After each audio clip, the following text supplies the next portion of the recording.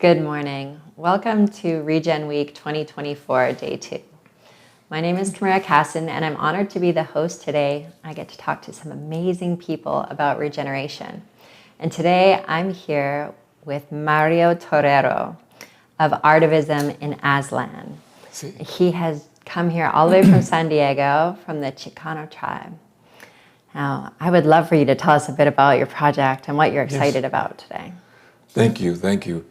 We live in interesting times and very fast times. So I never expected to be invited to come here, but definitely is the time to spread the word because we have a legacy to live up to. The Chicano nation in Aztlán, which is the southwest of the United States, was the place that the United States stole from Mexico and added to the United States country. But the people that stayed there, the Mexican Americans, continue to thrive and under the occupation, under the repression. So bad that we finally had a revolution in 1970 and created what we call Chicano Park. We took back some of the land, and that has been the basis from where we have been growing. But we're doing this not isolated, not alone, because the whole Southwest, in every major city of the Southwest, the Chicano movement is alive and thriving today after 54 years. A revolution sounds really big and exciting. Like, how big is Chicano Park? Like, what is the range of this place? And are there people living there? Do you live there? San Diego is at the border with Tijuana. So it's a military station. Oh. Right? And Barrio Logan, particularly the barrio, is right next to downtown. I was born in Peru, but when I landed when I was 12 in 1960 in San Diego, I recognized that apartheid was very alive and well, in which it was a line separating the black, brown, and white people. And that was the beginning of being alert of what civilization has been doing during the slavery and the independence and all that, because it was a historical perspective that I could look at. And being raised in the barrio and in the ghetto, because it's right next to the black, and I lived at the borderline, I was able to adopt and appreciate the knowledge and wisdom of the streets that was put down by the system. And with us, it was a way of surviving. It was a way of making a living at the moment, very instant, radical, and all those things fed into creating a spirit of revolutionaries, because of the repression of the police, particularly on us.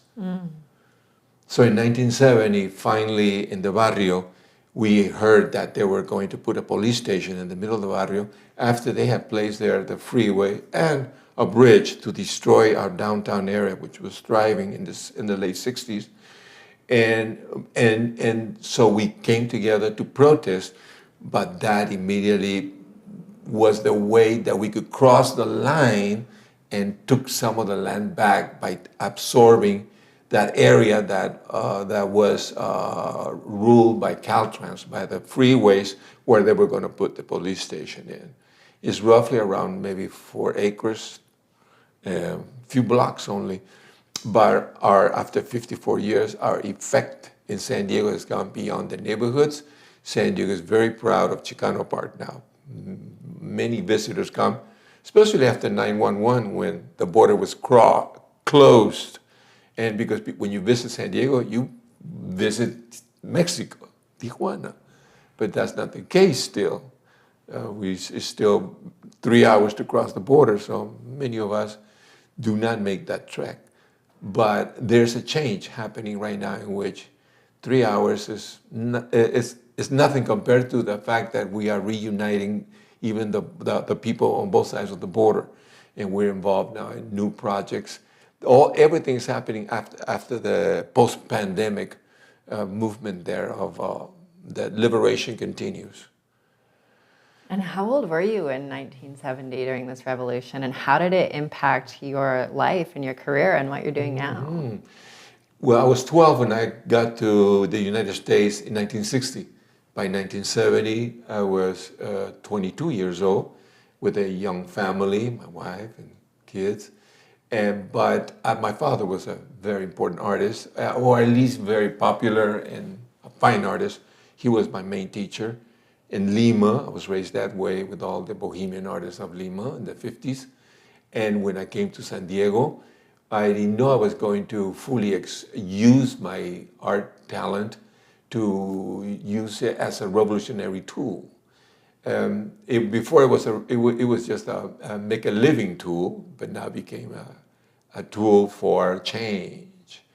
And so the late 60s, we were seeing already murals popping up in the East Coast in the ghettos of the East Coast. And in the Southwest, it's always been the Mexican Americans, Chicanos, doing the graffiti in the beginning. We started that, and then it evolved into actually doing murals. And so murals would you consider yourself a muralist? Is that one of the art expressions? I am a muralist. I am a painter. I'm an artist, artivist, painter, muralist. And I don't want to be too exaggerating, but I'm a healer, I believe, because the things that I do, I go with an aim of being able to bring a change because doing a mural is just the excuse to be at a site, and then I look at the surroundings, and then I study the neighborhood, study the people, I study the history, and the mural will reflect that because it will be done by the community themselves. So there's medicine in the art. Yes, there is. Nice. I mean, look at when we look at the prehistoric times, it's the caves where we see the first action of some connection with human intelligence and evolution, and the fact that that has an impression upon the soul. That the regeneration is a soulful regeneration of being able to recover our original self that had been so smashed and oppressed with a constant weight on us to forget our past, But when we recover who we really were in our past, the fact that we're still here, what happened to the Mayans? Here we are, right? So, but we didn't know that because that school told us that it was land, it was savages, and they were dead, and they're in museums. So for you, it's like an internal cultural regeneration. It's where you're bringing your energy and your passion. Yes, I feel like I had a destiny because we're products in Peru from the Peru-Chilean wars. We're refugees. We've been refugees. I came here as a refugee because I was an intellectual refugee. We were persecuted by the church and by the system, and because we speak and so we came to the United States because of a place that you could have freedom of expression, right? And so we've been practicing it, considering that there is limits to that, and then we come to those walls, and that's our challenge to tear that down. So that's a contrast to what's going on in Mexico now with this new train I've heard about, and I'd really like to ask you about the train and why you're here and how you hope to bring your artivism to create change. Yes, the Chicano movement is very in tune with indigenous situations in the Americas, in Aztlán, and so we had heard about the strain that was going to destroy the Mayan lands, and so we protested on that, but it was very limited because of the pandemic. Lots of communications were shut down, and we were in a situation of not being able even to communicate with each other and so on. We survived that. And so, but all of a sudden, we heard that this was a main issue. It's not like he grew up into it, Where is it going to go, like this train? Where does it start? Where does it end? Where does it pass through? When we land in Tulum Airport, which has only been 3 months open, it looks like the entrance into Disneyland. And the first thing you see is this big map of Yucatan and the route of the train that is going to take you around to all this wonderful pyramids and the Indians and just a fun land, you know, with the nature and the ocean. So it looks really pretty and attractive. And hey, you know, let the millions come in here and trample over the nature. Could you explain why it would be a problem to have this train?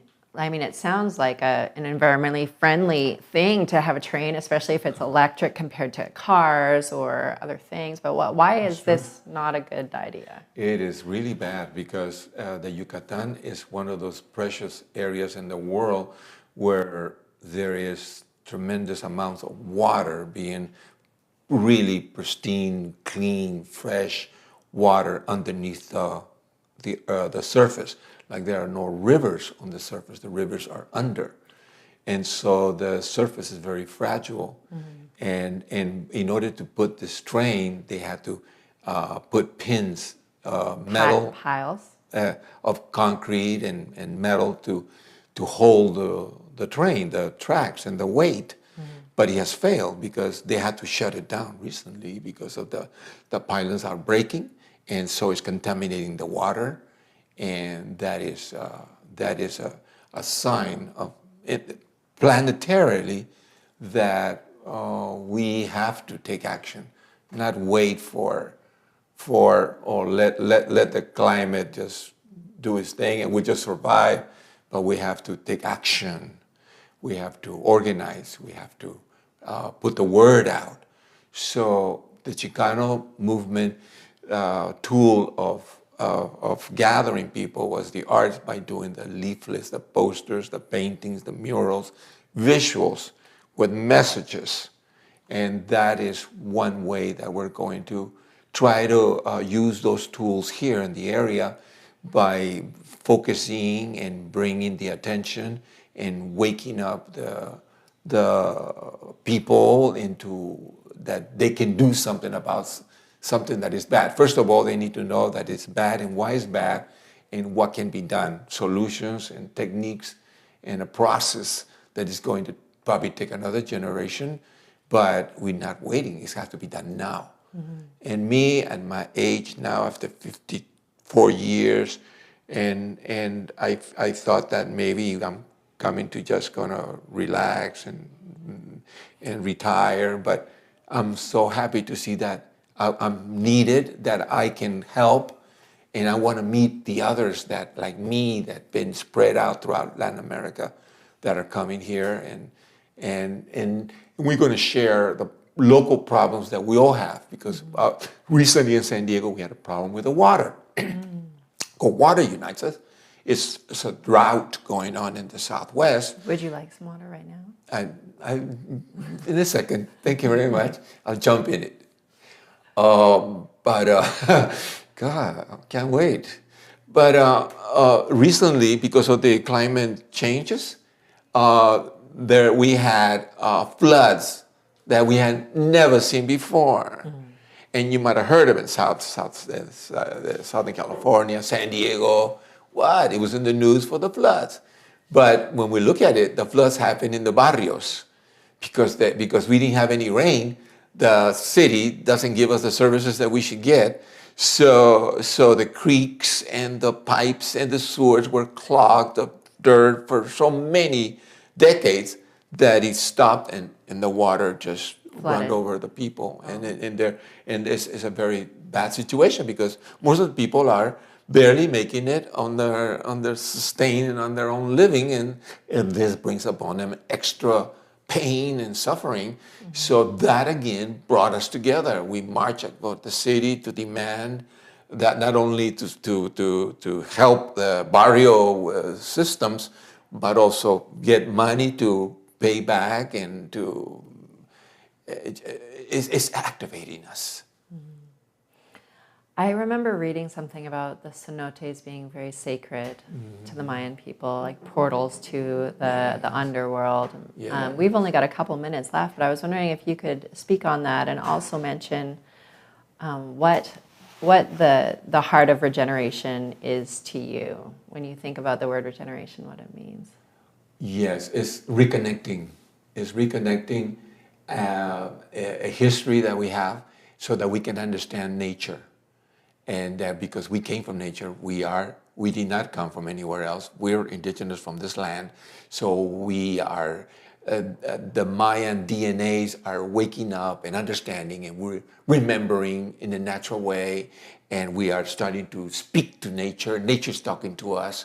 And so the cenotes we know is like what they call the cenotes, because when you're born, the baby sucks on the moms. And so this to us this is the milk of the area here where nature nourishes us and lives on as a natural cycle that is in super danger right now. So we are here with great passion and deciding to join in the movement here. Thank you for coming. Thank you for what you do. Thank you for becoming an artivist, for sharing your passion, for sharing your medicine through your art. And thank you so much for having this conversation with me today. Thank you for bringing me. I appreciate it. Thank you. You're welcome. Appreciate it.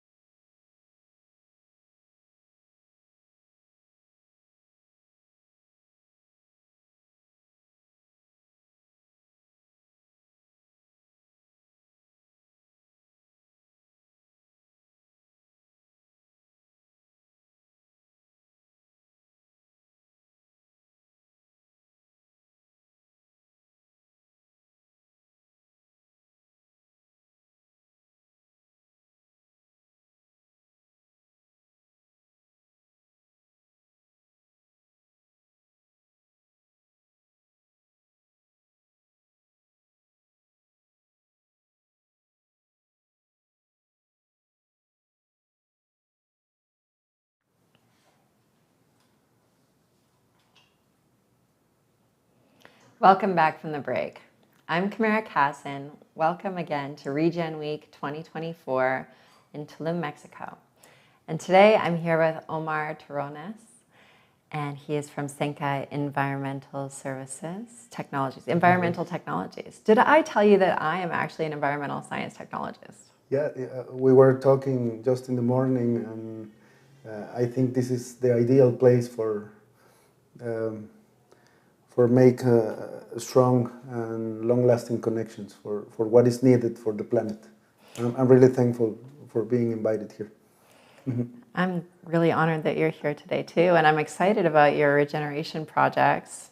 I'd like to start by asking you about what kind of regenerative technologies are you working on and that you're going to be presenting here at RegenWeek? The kind of regenerative technologies would be water-based, would be vertical farming based, would be composting based, but most importantly, at least for us, it should be always culture on the top of the pyramid. So it has to be humans.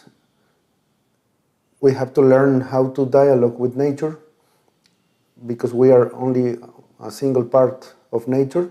That helps us to find our place, and we develop community first of all with the food we eat, with the language we speak, with the community we build, and technology at this era, it's really important for upscaling these options. So that's what we do. We are involved with Japanese inventors, good friends and genius people, which we are in the nanotechnology field, in the terahertz and far infrared spectrum for water treatment. We are in large-scale composting technology. I will tell you later about that, because all of this is about optimizing processes, but also not generating that amount of pollution in manure and in gas emissions. So we don't have time to talk about all of the different amazing things you're working on, but I think it would be really cool for our audience if you were able to talk a little bit about one of them. Like maybe more about something they can do even at home, like what you're learning about composting or what you're learning about the vertical farming tech or some... Okay, I will talk about this. Okay. This is an alloy. This is our nanotechnology device, and this has a really famous structure, which is the flower of life. And I think everything started for me here, like pointing into a regenerative style of life and sharing this for nature and for humans. And with this, we just install this on a water pipe, and this creates selective antibacterial effects. Really? So we can kill E. coli, Salmonella, Legionella, Staphylococcus, some kind of viruses, some kind of fungi. But the most important is that all the healthy microbiome of soil and our stomach is never affected in a negative way. Wow, that's fascinating. Yes. I'd love to know more about the mechanics of that, but we can talk about that later. Thank you. Does the alloy have a name? Yes, it's called New G7. New G7? New G7, yes. And this is in combination with the Japanese scientist. What was his name? Yeah, inventor of this is Dr. Sushi Nomura. Sushi Nomura. So he's a metal engineer, which had this car accident, and in the period of recovery in hospital, he got the information and the formula for developing this. And then we had this connection in Cuba, and my labor right now with this technology is to find applications like in little scale or large scale for using this. I think. So, is there a potential that it could be used to purify home drinking water? Yes, in for microbiology. But for example, if water is hard, you need to filter minerals. But in terms of microbiology, yes, it would make drinkable for water. Yes. Could it also then purify wastewater streams before it's released back into a river or into the septic fields? Or yes, that's the most important and strong thing, which that is not most used in Japan, but we are doing that in Mexico, because once water passes through here, it takes about 7 days to return water into the state it was before. But 7 days would be enough for extraction, distribution, use, and that water, when it's used and becomes into wastewater, this can make more treatable. So that's what we are doing, for example, with pig farms. You distribute this water into the animals. That's why they drink.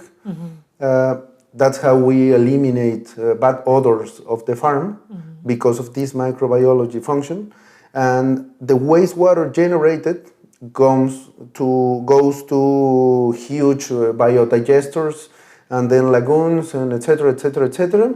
And in those processes, from the day of installation up to 5 months later, in all that ecosystem, we have 99.99% of reduction of E. coli without applying a single drop of chlorine or any other disinfection product. Yes. That's truly amazing. I can see why that would be something you would want to tell everybody about.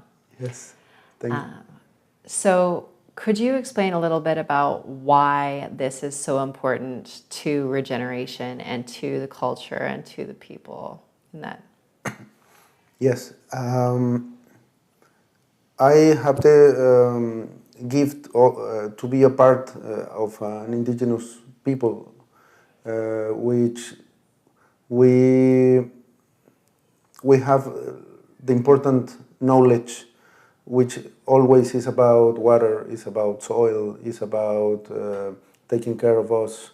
And once my grandpa told me that fire was given to humans because of water.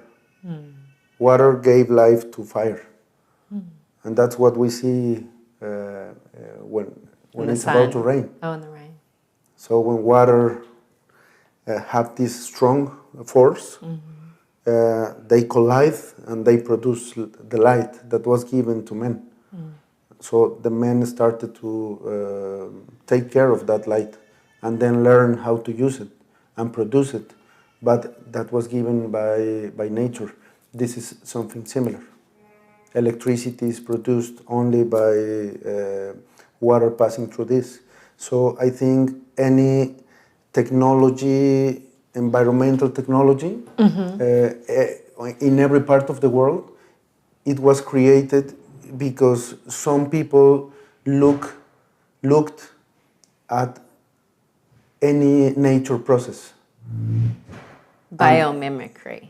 Yes, and that's like what a ladybug or a spider or a jaguar or a fish, everybody has its own function. And I think it's the same for human inventors.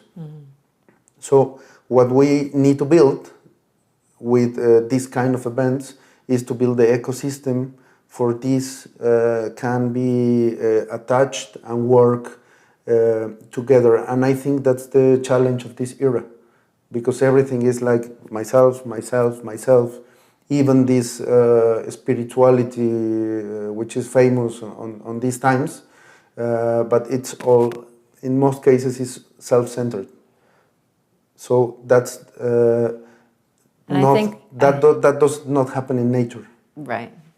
That comes from the human separation fear Yes. and the experience of being separate from everyone else, separate from God, separate from nature. Yes. And so that return to wholeness in ourselves, wholeness in communities with nature and with spirit.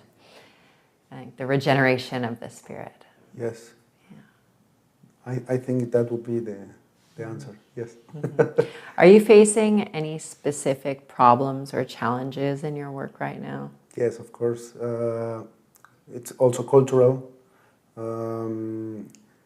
When we try to take this into livestock industries, we tell them in 1 month you will reduce 80% of ammonia generated for 5,000 cows. Just make the numbers, and that's a lot of pollution. Do they believe you? I really don't care if they believe me, because we use laboratory tests. So that was something we learned at the beginning. This is not only of word. We need to environmental technology needs to be science-based, number-based. But that means they need to change. And that's the most difficult issues we have faced. I think it was the same case when I saw this documentary. I don't know what can we do about that, but that kind of doors, I stopped just looking for them, only if a specific contact take me with the people in charge. And sometimes it works, sometimes it does not work.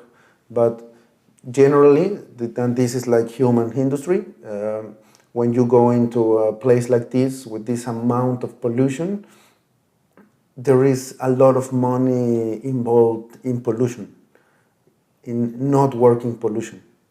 So when you tell to the manager, I will eliminate, eradicate this specific pollution, those people stop earning money for every medicine they apply.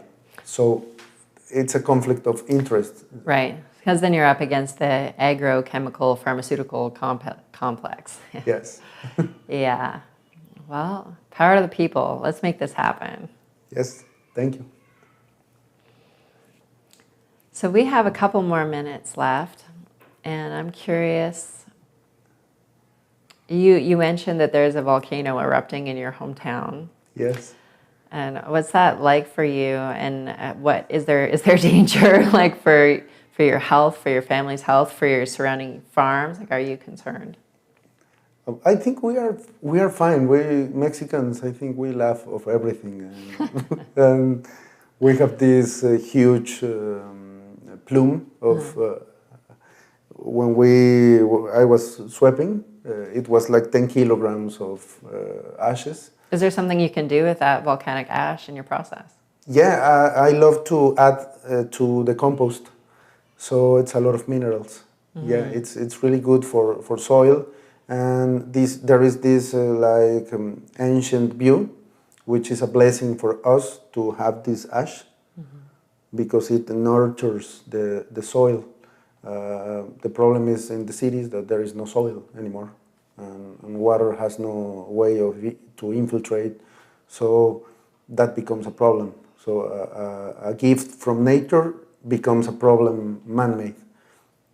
So that's why it's important to tell all these things, and just propose a different view for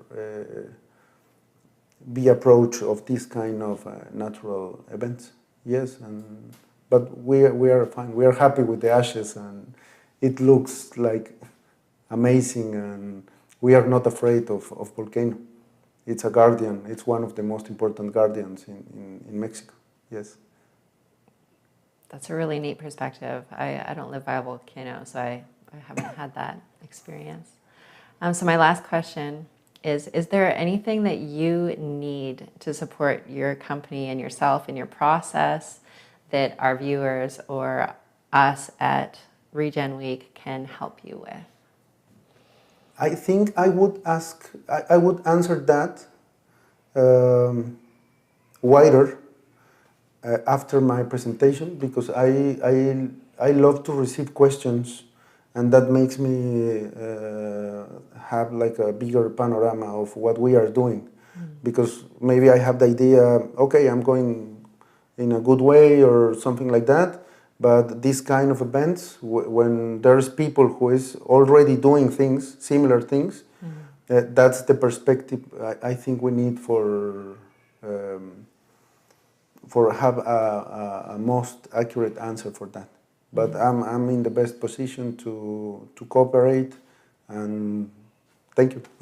You're very welcome. Thank you so much for coming. It's been an honor talking with you. I'm excited to go more in depth on your nano bubble flower of life technology that you've got there. Thank you very much. Thank you. You're welcome. Thank you.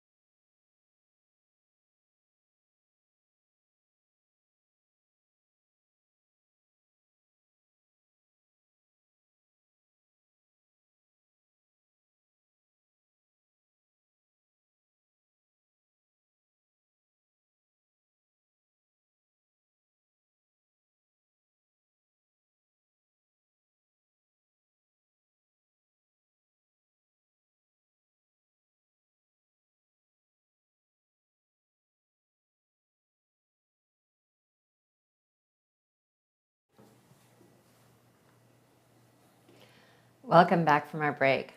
I'm Camara Casson, and I'm coming to you from RegenWeek 2024 in Tulum, Mexico. Right now, I'm here with Juston Brommel from Thrive Point. Excited to have you here today. How are you doing? Thank you. Fabulous. It's been really great being part of the conference so far. Awesome. Can you tell me a little bit about Thrive Point and what you're doing? Yeah, Thriving Point. I'm sorry, No Thriving problem. Point. Thank you. So Thriving Point is really a concept, and it's a concept that there's a tipping point in our world that we see the world that works for everyone, where life thrives perpetually on this planet. I subscribe to the belief that we already have all the solutions, and those that we don't need are going to show up, right? They're in the field, whether they're incubating in a human or in the ether. And what I stand for is us hitting that tipping point in our lifetimes.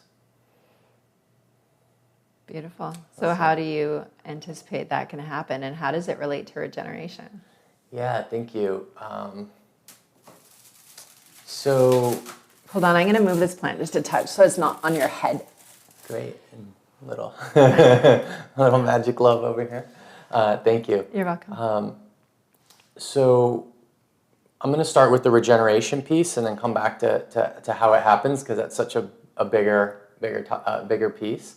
For me, regeneration is like green was in the 2000s. We were like, oh my gosh, there's this new thing called green. And then we realized, well, everything needs to be green, really. Mm-hmm. And I think we're in just another fractal resonance of that same moment, that same experience, which is if we want life to survive, and really I think what we really want is for it to thrive on the planet perpetually would be nice, right? 7 generations is really short-sighted, frankly. Then everything needs to be regenerative. And so to me, regenerative is one of the fundamental aspects of existence itself. We have the sourcing of something, an idea, an inspiration, a calling into being. We have the creation function. We have the regeneration function, which is the lion's share of the perpetuated energy. And then when it's time for things to get recycled back into, whether it's the ground or the ether or whatever it is, and on to their next, that component or constituent of life's next phase. And so I look at those 4 pieces, and so we really exist most of our experience in this regenerative phase, and the world has kind of looked at life as a set of finite resources that can be taken from. It's kind of focused on that last, like, extraction, or let's take this forest, let's clear cut this forest, let's extract out of this ground as much corn and soy as we can, or whatever the situation was. And so regenerativity to me is a returning back to the way things have always been. Mm-hmm. We've just gotten a little bit out of balance. Mm-hmm. Getting there is another thing altogether.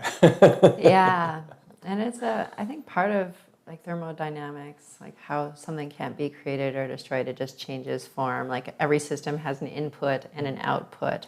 And so our inputs are currently like extractive, resource-based economics and systems, not only in our resources, but also in human resources and culture and how we're extracting from people.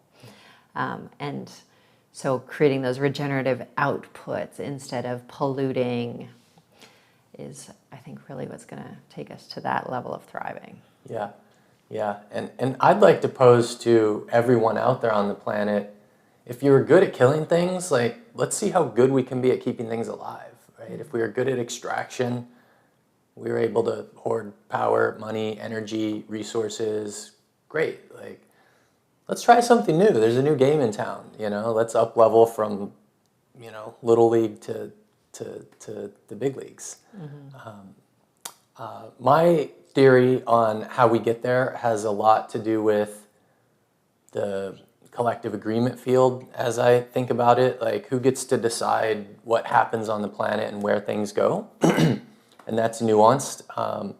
I got stopped by the Tulum police last night and got to pay some money, and I decided not to go to jail. It was a tricky situation. They were in charge and control, and I still had sovereignty in my own space and my own being. And so as we navigate, the complex nuances of life, I think it's up to all of us to help ensure that the decisions happen, and I think that happens through moving the levers of public sentiment as an initial focus and public policy as a second focus. But public sentiment to me is the high leverage Archimedes-like lever that if we have the right fulcrum point, we can move the world. I think public sentiment is that focal point. And reframing of conversations, I can't tell you how many bleeding heart pitches and decks and stories I've seen and heard, and they're fighting the thing that they want to adopt them and take them under their wing. And that doesn't feel like the right way to do it. You know, no one's going to adopt a puppy that's snapping at you at the kennel, right? And so this notion of shifting public sentiment has a lot to do with affecting content and media. It has a lot to do with framing in conversations. And so I love these type of conversations where we're in tribe and they're likely resonant to the choir when we preach to them. And I think the big question for any commercialization strategy is, how do we move from the choir to the congregation to the masses outside? And that's really what I try to focus my energy on, are bridging those two gaps. I was present for your talk yesterday. Juston did a really amazing talk.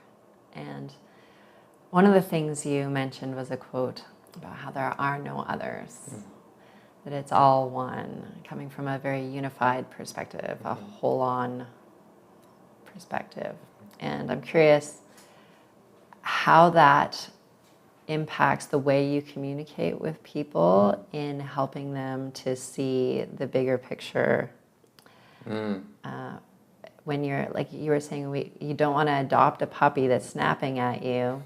So how do we become the gentle, loving puppy while still creating change in people in our communication?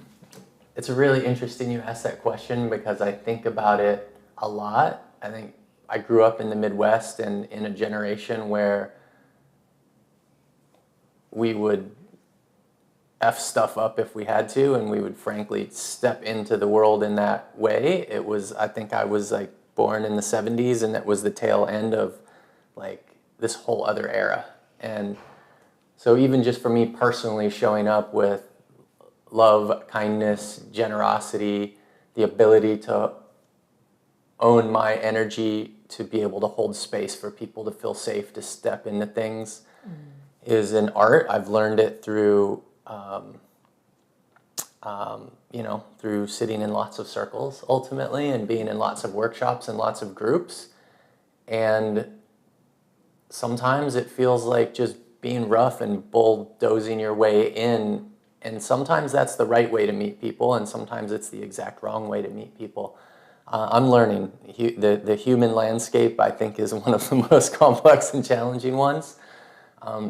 All that being said, this notion of oneness, the quote is from Ramana Maharshi, and a girl I dated in my 20s called it the disco ball effect, where there's one pin light in the universe and lots of dots on the walls, and it's a reframing of something that I think is very accessible to another audience that might not be interested in non-dual Vedic philosophy. That said,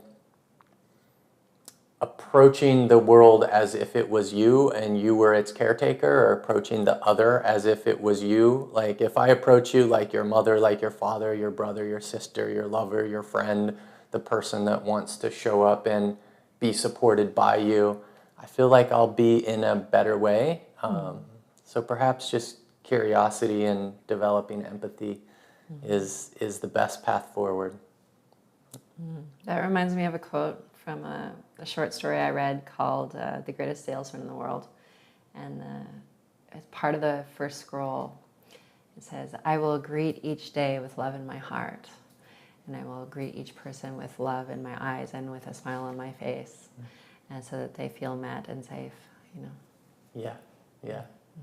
Yeah, there's just some great philosophers and great bodies of work to to tune into these things, and they're just reminders of how precious human nature is, and we get so caught up in ourselves and what we need to do. Yeah, you know, I think one of the big things for change to happen in this world is changing those who are ready enough for change to whatever degree they are that are in control of resources. And you know, so many CEOs go to Burning Man, and maybe their tech companies predominantly. Another group of friends takes entrepreneurs and business owners into ayahuasca journey-centric transformational retreats in South America, and people come out with whole new perspectives. You know, you've got large organizations that retool humans. I forget the name, like Arte. And, Retool. yeah, but just shift our perspectives to how can we be in service. And I think finding what is resonant in each of us and in each psychographic sector is important. But like, what's really alive in your heart? What's that thing that you're not doing in life that you want to do? And maybe it's a defensive thing, or it's I have to stop like beating my wife or drinking myself into a stupor. Like, those are important to address. They're not necessarily mine to support those things specifically. And then there are those things that show up in people that's like, I really always wanted to do X. I wanted to be a painter, and I'm a stock trader or whatever I am. It's like, great, like, let's get you to start painting. And I feel like I've always wanted to solve this problem in the world, or bring this thing to life. Most of us have some sort of an innate drive. Even when I talk to people about regenerative culture and impact business is just another framing for a similar set of thinking, they often start off with, well, no one I know believes in any of this, or, you know, gets behind all of this. And 5 minutes into the conversation, they're like, I just really need more purpose in my life, and I'd love to have an opportunity to do something. It's like, hold on. The opportunities are out there. If you are an individual who earns money through jobs, then go look for a different one with a different set of criteria. If you're an entrepreneur, then look at different opportunities to solve. If you're some other type of, you know, human in the mix, whatever it is, an influencer, a thought leader, a speaker, a trainer, a coach, you know, someone that helps humans physically, etc. Like, pick your dream, pick your vision, pick the thing that is you're most curious about, learn about it, and as you learn, if it still lights you up, like, just change your life and go do it. And teach others. Yeah. Be of service. One of the best ways to learn is to teach what you're learning to others. I love that. Yeah. So how does what you're doing support that? Like, specifically, are you offering a course or mentorship, or what does your organization do? Yeah. My goal is to normalize a couple of functions. One is this notion of oneness, and that if we tap into the force of evolution itself and the higher plane consciousness, like, the universe is conspiring for Earth's success, my success, your success. Like, this is a very important, the Earth experiment, as it's called, 1 million years running. It's a very important experiment in the universe. And maybe there's billions of them, I don't know. But this one I know is important. And there's a lot of energy available to support that. I would rather row downstream than cross stream, certainly not upstream.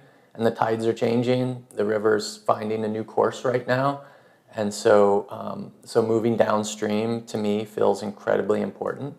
And so normalizing that through content and media that we create, that we help instigate and co-create and propagate, or just give models, and that's where the second piece comes in, the models and frameworks of how to create high leverage, content-based impact that affects public sentiment, public policy, and helps enroll people, helps build audiences that become high leverage assets.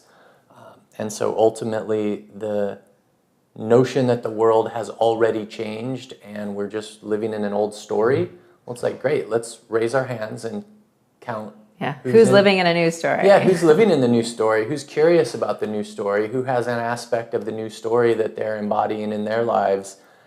You know, I remember someone that told me, he's like, this yoga thing you all doing, there's a fad. And I was like, yeah, you can go to literally any city and almost every town in the country now, and there are yoga classes. clearly they're online, you can take them anywhere. It's clearly not a fad. And so change is happening. The question is, how quickly is someone going to get on board with it? Mm-hmm. And where can our viewers find out more about your... The best place to track me is on Instagram or LinkedIn, and Juston Brommel at JUSTONBROMMEL. Wonderful. Thank you so much for joining us here today. Thank you. Appreciate you. You're welcome. Thanks.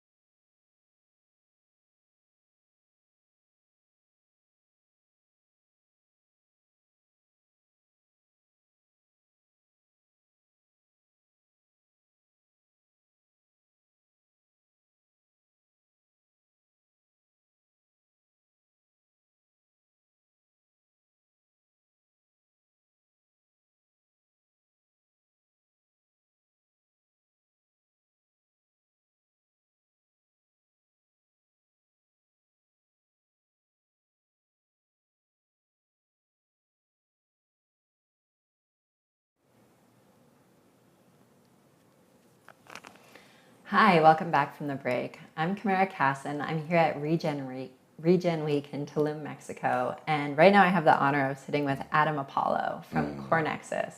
Now, Adam's been involved in some huge projects and is involved in one of the biggest, most transformational projects that I have seen that I am personally very excited about. It's called CoreNexus, and it's basically an operating system and social platform for a new civilization. And I would love for you to tell us a bit about what led you to this place and how you see the work you're doing leading to as being like a core nexus of the Regenaissance. Beautiful. Regenaissance. I love that. I hope that's getting percolated throughout this whole series. For me, I've been passionate about education and transforming education since I was in high school. And, as a smart kid, grinding through my subjects, I realized that there was a lot missing, and there's a lot to potentially be added to the whole experience of learning and growing, and how do we know what's true, what's real, what life is really about. And unfortunately, as many people are already familiar with, our education system was baked out of years of industrialization of society. And so we don't have the right structure to learn. So of course we end up with the wrong kinds of structures to be innovators and entrepreneurs in the world.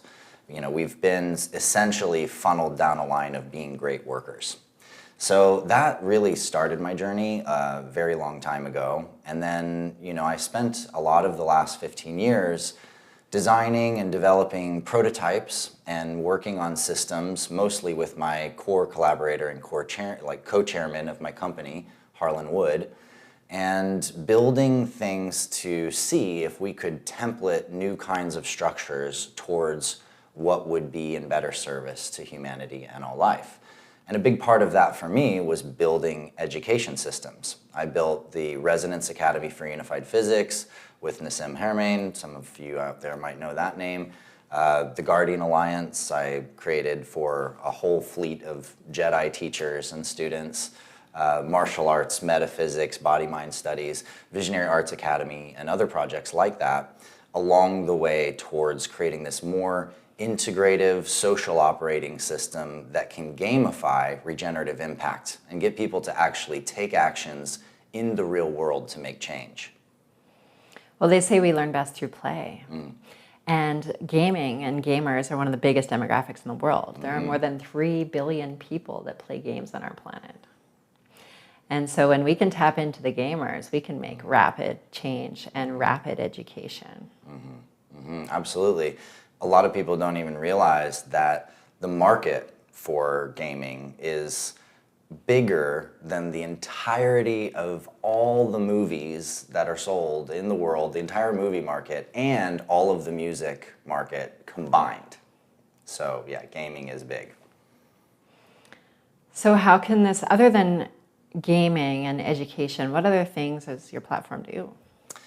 Well, it does a variety of things. So it allows you to take back your social network media balls, as we like to call them, or civilization balls, which is when you right now go on Facebook, you have the ability in your settings to download a little file package that contains all the things you've ever created on Facebook. And they were forced by law to actually do that because of some of the Cambridge Analytica scandals and things like that.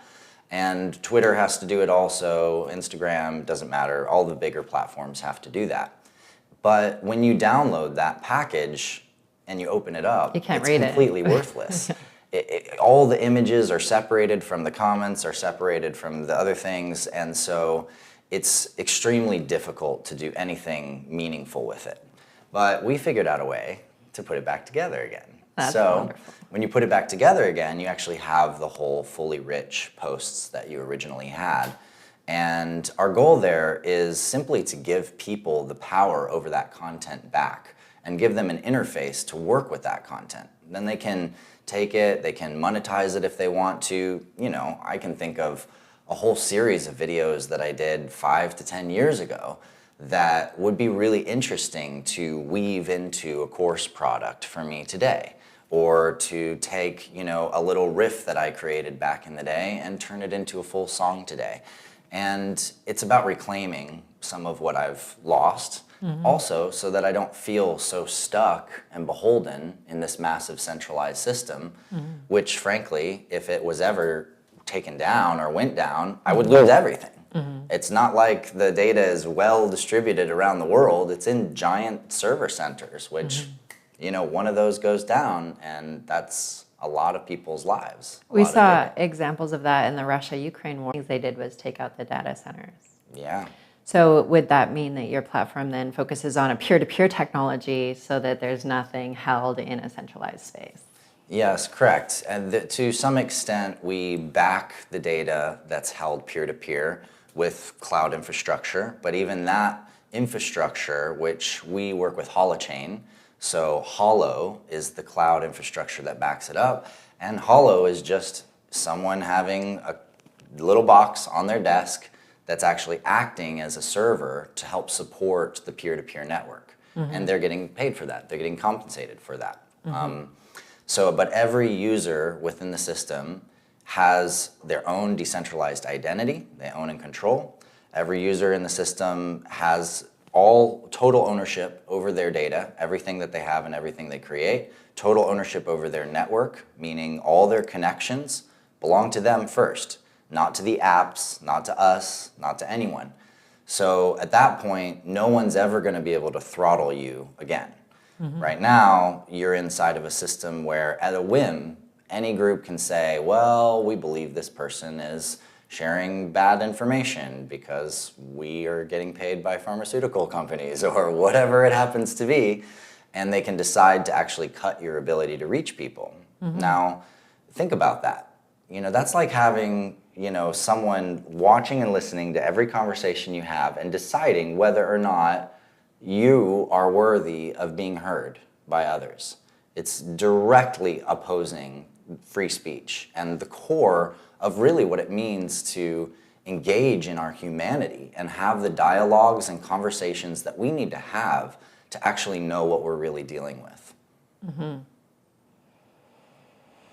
And we're dealing with a lot of big problems. Yeah, we really are. we have a lot of big issues on this planet. So one of the things you mentioned in your talk yesterday was about trust graph and how you've incorporated that into the system so that you can make the decision for yourself, or perhaps your AI helps you to pick and choose what you trust and what you want to see. So maybe you could elaborate just a touch on how that trust graph can create a web of trust for information between people. Well, in the real world, it's not like you trust people and then you don't trust people, right? Like, you generally tend to have complex relationships where you trust a specific person because they're an amazing chef and they make such good food, right? But then when you had that one conversation with them about physics, it kind of fell flat and it didn't really go anywhere. But then you have another friend who's really great at physics and you love having conversations with them about that, but they know nothing about food, right? And so this is the dynamics of our relational field in life. What Trust Graph does is not attempt to create some abstracted idea of reputation or trust or pretend that any restaurant is actually 1 to 5 stars. That's not real. What's real is that we like certain restaurants because of the food, and we like other restaurants because of the environment, and we like other restaurants because the people are so amazing. And Trust Graph enables us to have that very category-specific trust with all the things in our lives. And it operates as a agent-centric cascade is what we call it. But essentially it's like a waterfall. So if I trust you in, let's say, epic dragon tattoos, I probably get a sense because you put dragons on your body that you have an interest in dragons. So you probably have trust in people who teach or talk about the ancient mythology or wisdom of dragons. So immediately, if I have trust in you in that space, I can access things that you're interested in more easily. If I'm looking for a really great physics paper, I honestly don't really care what Google says is #1 for the search that I do. I'm actually more interested in my friends who are physicists and the papers that they've already read and the things that they have already put trust in. And isn't it great to be a stakeholder when you reach out and you're like, wow, this is something amazing and people should find this?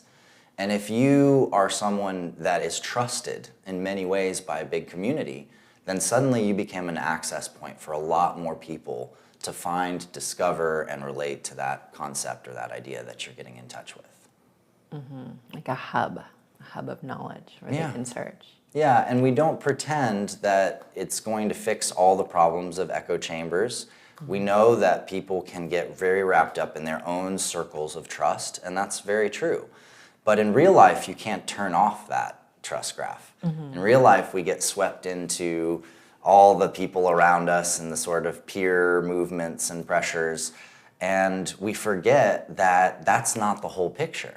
So when you have a system that's visualizing and showing you data and showing you content, and you have a switch where your trust graph is on, and this is what you're seeing, and say you're from the United States and you're Democratic or you're Republican, and all you get is the red side or the blue side, and then you turn the switch off and you realize, oh wow, actually inside of my own feed and my own connections, there's actually a lot more broadness of content here. And I think that that's really important, to be able to kind of open your eyes to the reality that there's more information than you've thought was the whole picture. I think that's going to be a really helpful tool. I'm excited to see it. Thank you.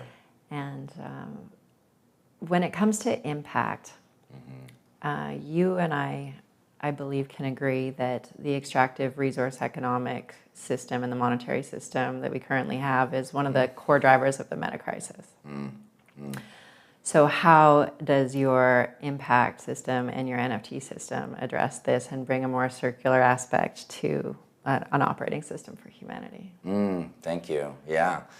Well, the economic process is very simple and very regenerative. So the way it works is you can take anything that you've created and sell it as a digital product. Forget the term NFT. People get wrapped up in it because they think an NFT is just an image that I'm buying for ridiculous amounts of money. But reality is that digital products themselves are amazing. And in our case, they're digital products with a smart contract. So it's a smart product. And that smart product lets you split royalties with your friends. That smart product lets you automatically donate into impact, 1% up to 100%, to whatever area you care about. You want more trees planted? Great, put it in the land sector. You want more water cleanup, so you want more good infrastructure, you want better schools. You decide wherever that money's gonna go. And whenever you make your money from selling the product, you're racking up impact points because you're seeing the money go in there and boom, that money is stored in these little impact fund pools. But we don't just let it sit there and we don't shotgun it off to big charities. Instead, we attach that money as bounties on real world missions. So essentially, you can have a group of friends or people decide, hey, let's go hang out and clean up some trash on the beach today. Or one guy, one person wants to do that. And he doesn't know how to get his friends to do it. But fortunately, because of CoreNexus, he's created a little mission and $1,000 just got attached to it. So now he can get 10 people, go to hang out at the beach, clean it up, take some selfies, have like a little moment feeling like they're doing something good for the world, and they all get paid, they all earn points, they all earn badges and ranking for that. And so we're all about sort of this redistribution of finance by honoring things like royalty tables and honoring things like people's desire to make change and helping them to channel their money to do that in a way that doesn't feel difficult. That's not hard, like, oh God, I gotta take 30% of my income and give it to the Red Cross, you know, which is really difficult for people. So it could be a new way of public goods funding. Yes, absolutely. And public missions, vocation, really we see the future of this massive global community that's become TaskRabbit, Uber, Lyft, Thumbtack, migrating from just driving a car for somebody or just cleaning up a toilet for somebody, to planting trees, building community gardens, working on eco-villages and land projects, building new schools and education systems, supporting homeless recovery, transforming city infrastructure. There's literally so many areas that need attention, but unfortunately, our governing bodies are not doing a good job actually driving people to that. The process is too bureaucratic, and it can be very simple. Open your app, see what's going on locally, let's do that mission, boom, money hits my wallet, I take my friends out to dinner, amazing. I'm in a flow that's more like our modern life. Mm-hmm.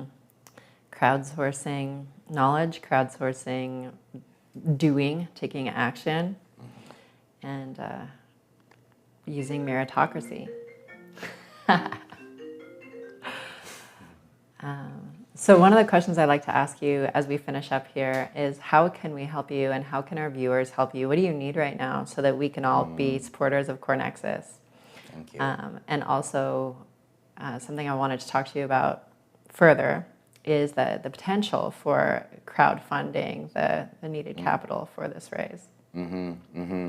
Yeah, we have been weighing the crowdfunding approach for a very long time. And essentially, we realized that if we expose ourselves too soon and we open up what we've been up to for the last few years, we could potentially put ourselves at risk of some of the larger social platforms feeling like we're a threat and trying to stop what we're doing.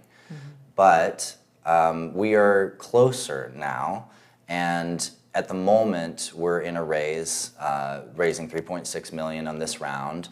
We've already had a successful pre-seed round, and we're working to essentially complete the economic system and the courses system, and that's going to be big for us. So essentially, once we get that done and out, we're going to be ready. We'll take crowdfunding, we'll bring people in, and as far as participation, go to corenexus.is, sign up on our alpha list. It helps us immensely when we're raising money. So thank you so much for that support. You're very welcome. I will be signing up on alpha.is. And I encourage you all. Core Nexus, could you repeat that? Yeah, it's just corenexus.is. Thank you so much. Thank you.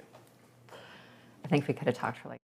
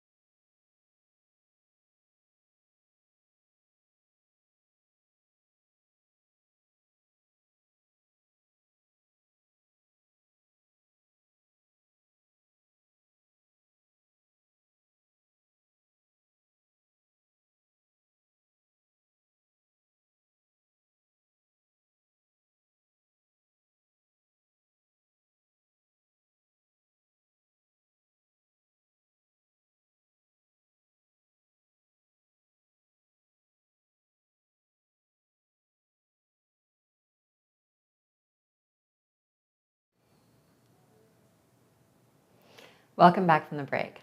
I'm Camara Casson, and we are at RegenWeek 2024 in Tulum, Mexico. And I have the honor of being here right now with Fernando Artigas, an architect who's working at the frontier of the Regenaissance. So maybe you could introduce a little bit about what you do and why you're excited about it. Yeah, sure. Thanks for the invitation. Well, I'm an architect by profession, and I've been living here in Tulum for around 6 years. Just long story, short story. I've been continuously aiming to seek how to be opening and finding the way to express through nature. Since I was a kid, I was loving to be around it. So I've been traveling. I lived in Brazil for a while. I got into permaculture over there, and I started to get a little bit of understanding how to shift from being a regular architect from the universities that they prepare us to build the society, and more understanding why I choose to be an architect. That it was to create habitable spaces that are more welcoming the body, the human health, rather than just building the city. And that permaculture knowledge gave me the understanding of the noble materials. When I arrived here to Tulum, I found out this possibility to get around the project of Azulik, that is a hotel based here in Tulum. And I was able to be part of building the new one that is in Francisco May. Francisco May is a town that is around 20 kilometers from here, up north, west coast, going to Cobá. And over there, I was able to start working with the owner of Azulik as an architect to build a vision, to create a space that was built by intuition. It was interesting for me because I arrived as an architect and say like, okay, where is the proof of concept? Where are the plans? Where is the model? And he started to tell me, no, this is just by intuition. The nature will show us the path. I was like, oh, that sounds interesting. So how is it? Just flow, let's flow and go with the place.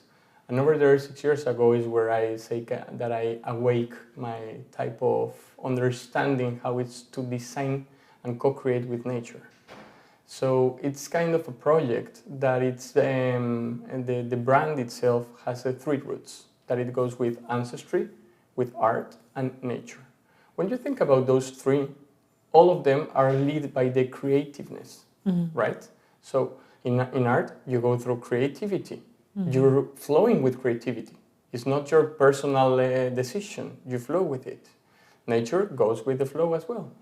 And when you think in ancestry, in the traditional cultures, they were always listening to nature, the one that was giving them the path. So in this place, it's able to see how those 3 co-create and start to build spaces and share spaces that awake, that the users or any person that arrives to that place can feel where they are and reconnect with themselves. It's really interesting, this part. So it helps wake people up just being in that space. Just by being in the space. Are there elements of that you can explain to people? Maybe they can even incorporate it into their own personal spaces. Yeah, sure. When you arrive to the place, first I will explain a little bit how it is to embody, to awake, because I personally explain this as a space for non-physical body. We're used to open our Instagram or any social media and watch areas and places, and they're nice. We go by the visual. You can see nice photos, but you need to share your experience. You need to get inside of it to feel it. Now, this place is an organic style. Organic style means that it's non-corners and no organic. So it's got curve. Yeah, curves. We don't have edges. It's as nature. If you see nature, when you're in a landscape, if you think about it, your eye is always traveling through the shapes and through the forms naturally. The leaves, with the leaf of a tree, with the wind, take you to see then the tree fruit, and then the tree fruit you see then in the floor, and then you see the roots, and everything is connecting, so your eye is floating. This is kind of what this architecture does. You see any space, any part of the architecture, if it's not only aesthetics, because we play as well with the structure. And then you start to get a little bit deeper into how to get it deeper in the expression. Because sometimes you have the regular architecture that wants to do organic, and they go straight beams, straight columns, and then they do a facade to cover everything so it looks organic. In this type of architecture that we do, we go directly to see how we can transform the structure as well to be designed by the nature with it, understanding how it can be bended or curved. Answering your question, how people can get this into their spaces, I would say like how we see now, putting plants, bringing life of nature to the internal spaces, having them in the corners, so your eye and your mind doesn't feel blocked in the space where you're living.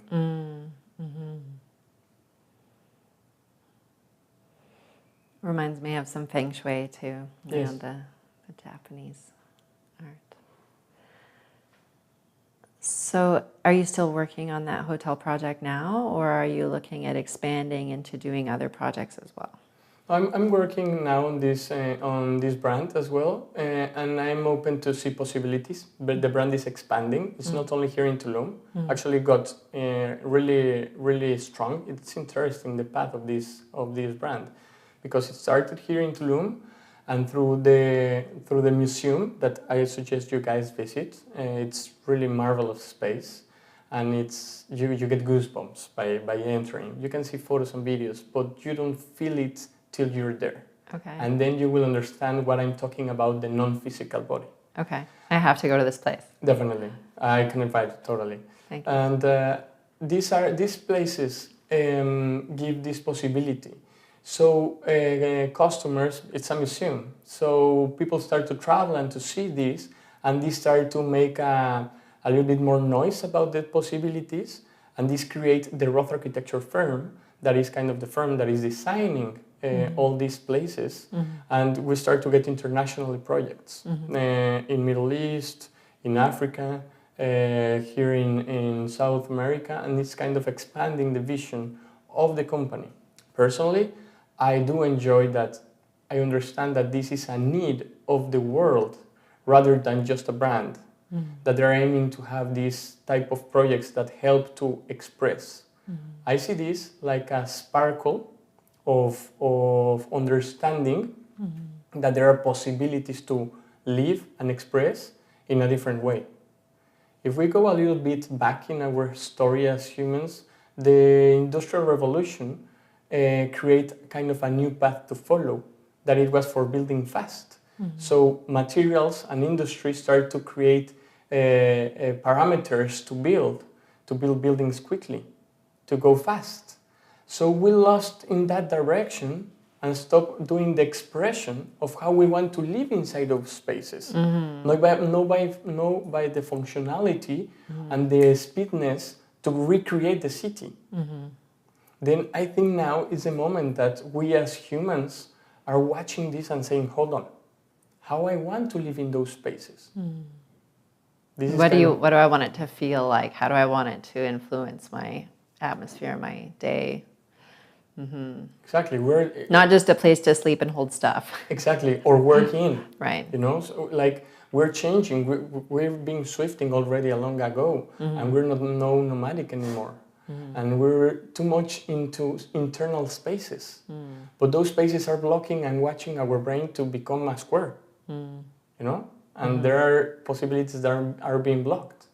This type of spaces, as thinking as architect, give this possibility so people can start to see and express their mind. What if? Why? Oh, so they did this crazy building. Who says I cannot do it? You know, I think it's not about making a copycat. It's about awakening that others see that they have the potential to do it. You mentioned that you also studied permaculture in the hotel that you helped design and build. Did you guys incorporate other things like water catchment or power production or food production? or any of those pieces? Not at the moment. In that point, of course, we take care about the water in this area and the management of the waters. But we didn't get deep into it. Now in these days that it's kind of starting to create, because it's interesting to understand. These movements are literally an organism. Let's think it as an organism alive, right? Not only organic because of the style and shapes. It's about how it's been designed by intuition. So this is my way of understanding it, okay? So we have an organism that explodes and creates new cells that is starting to grow, and then sometimes that one comes and implodes a little bit, and then comes out and comes in. So it's having kind of a motion of movement. Breathing. So those moments you start to see. When we start this place, it was only the museum. And then it became an architecture, a cinema company, a marketing, ceramics, fashion, and then it starts to create new possibilities of expression that give possibility. And now in these moments, there's now a point that the chef it's aiming to create like a big garden that can give sustainability to the project of all the people that are around. I can see how this could be a core element of new communities, new public spaces, even policy spaces. Like when we're talking about governmental bodies, like how would it change policy if they were in a space that brought that non-physical body into a state of harmony and peace and love and tranquility? Yeah, indeed. Actually, it's a good point, because we need to change this from the roots, but internally, not externally. And you go this by example. So when these type of projects are starting to awake, not only the one that I work, but other projects that we start to see that are making a difference, is where I think that the regenerative move is starting. It's not about creating a new route or building something new because this one is broken. It's the way how internally we can start to give more awakening.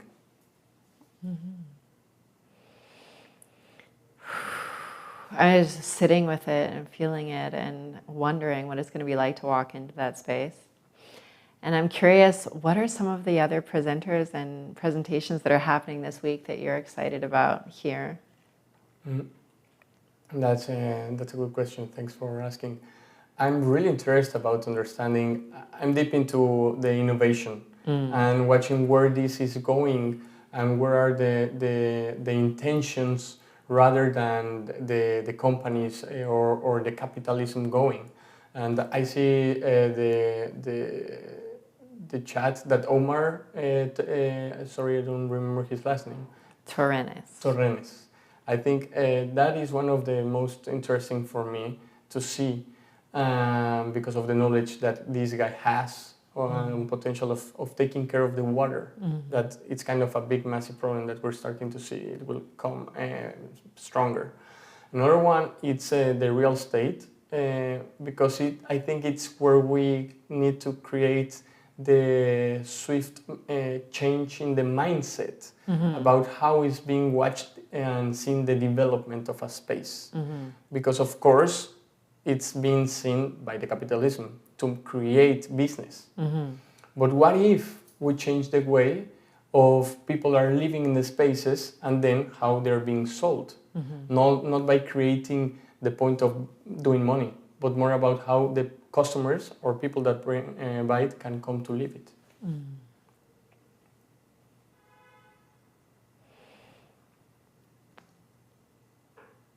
I'm not certain why I'm drawing a blank for this moment.